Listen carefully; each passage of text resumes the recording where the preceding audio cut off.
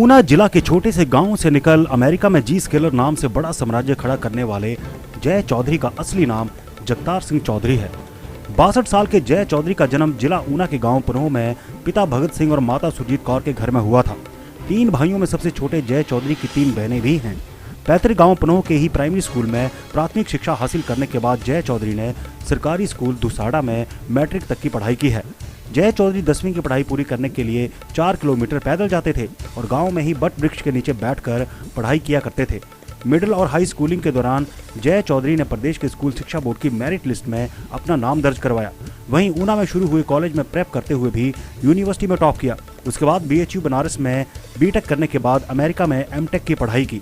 किसान पिता के घर जन्मे जय चौधरी को इस मुकाम तक पहुंचने में काफी मुश्किलों का भी सामना करना पड़ा, लेकिन जय चौधरी ने कभी हिम्मत नहीं हारी और अपना मुकाम हासिल कर लिया। इस बार की हुरून ग्लोबल रिच लिस्ट 2021 में जय चौधरी ने दुनिया के टॉप अरबपतियों में स्थान पाया है।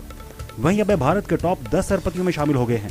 जय चौधरी ने 2008 में जी स्केलर नाम से साइबर सिक्योरिटी कंपनी शुरू की थी, जिसके बाद 2018 में कंपनी का IPO लॉन्च किया था।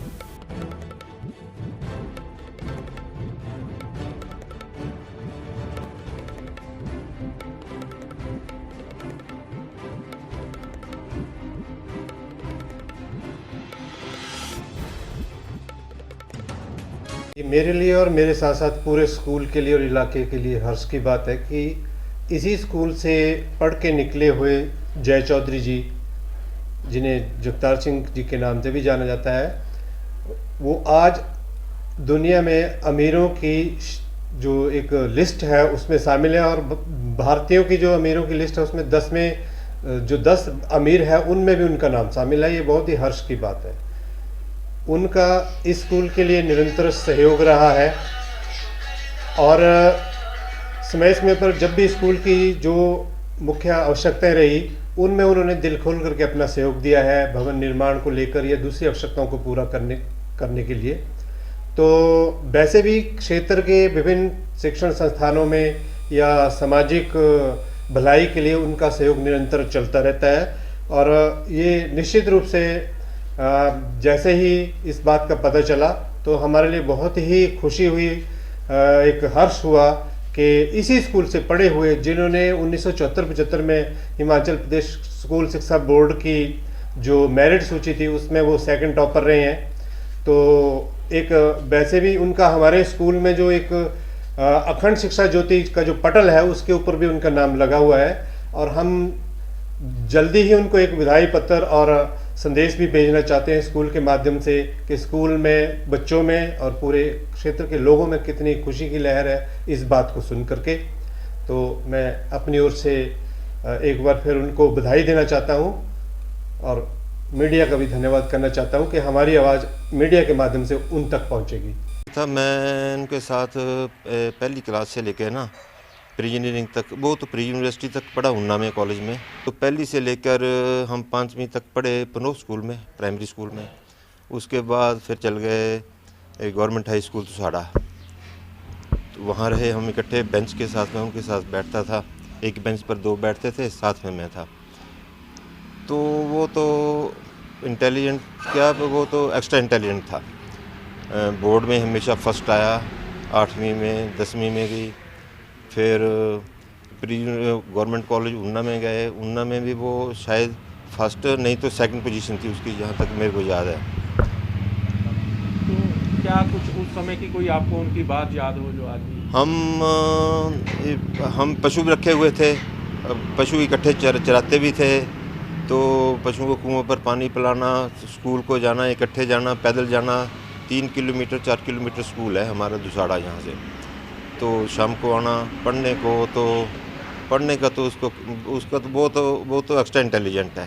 साइंस की उसने जो नोट्स तैयार करते थे वो तो एक तो उसकी लिखने की स्पीड बहुत तेज़ थी और सिंपल साधारण जैसे हम थे वैसे ही वो। उनके जो भाई हैं जय चौधरी, वो देश के तमाम अमीरों की जो लिस्ट है उनमें उनका नाम शुमार हुआ है। कैसा फील कर रहे हैं?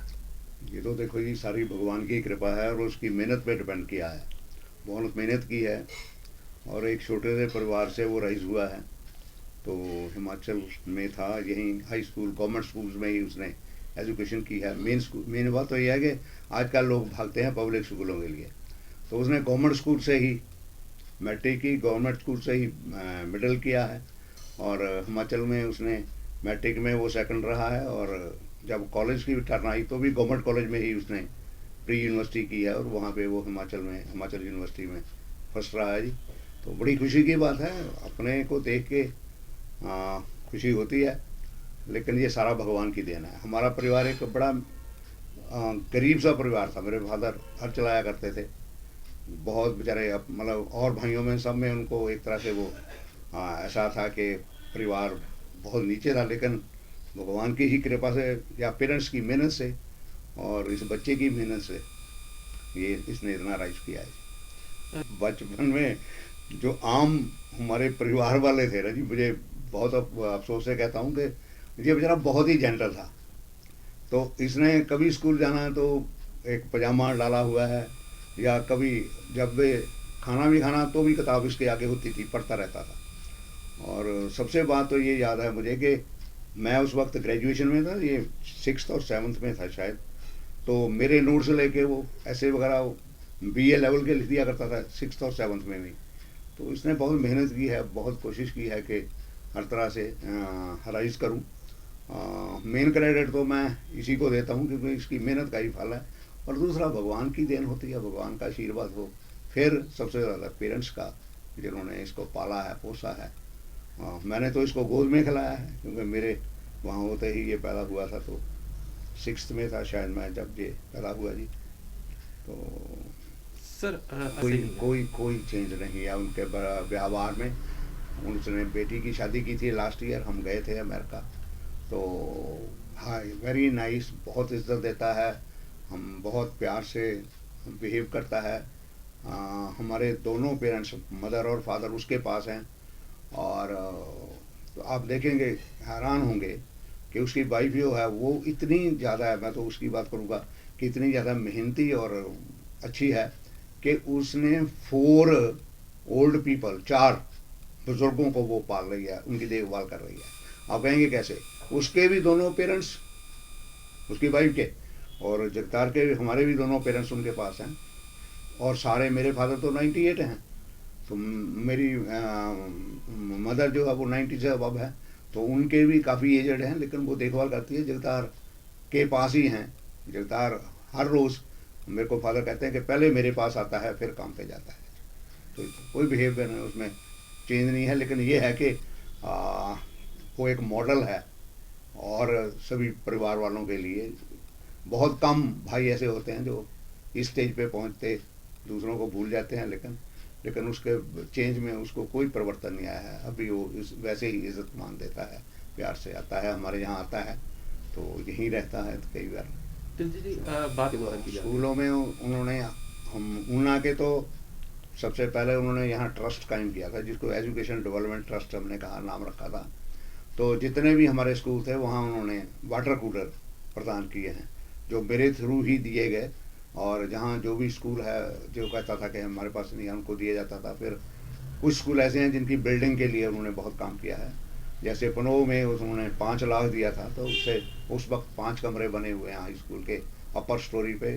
दुसाड़ा के लिए 2 लाख दिया है। इस तरह बदौली है, धमांदरी है, टक्का है, और पनोह प्राइमरी स्कूल भी है। धर्मशाला महानता, मेरे में से उस वक्त धर्मशाला महानता थे, तो वहाँ भी उसने बहुत ज़्यादा मॉनेटरी पैसे दिया है, और अभी भी वो स्कूल लोग याद करते हैं। मैं यही कहूँगा कि देखो, मेहनत का फल है।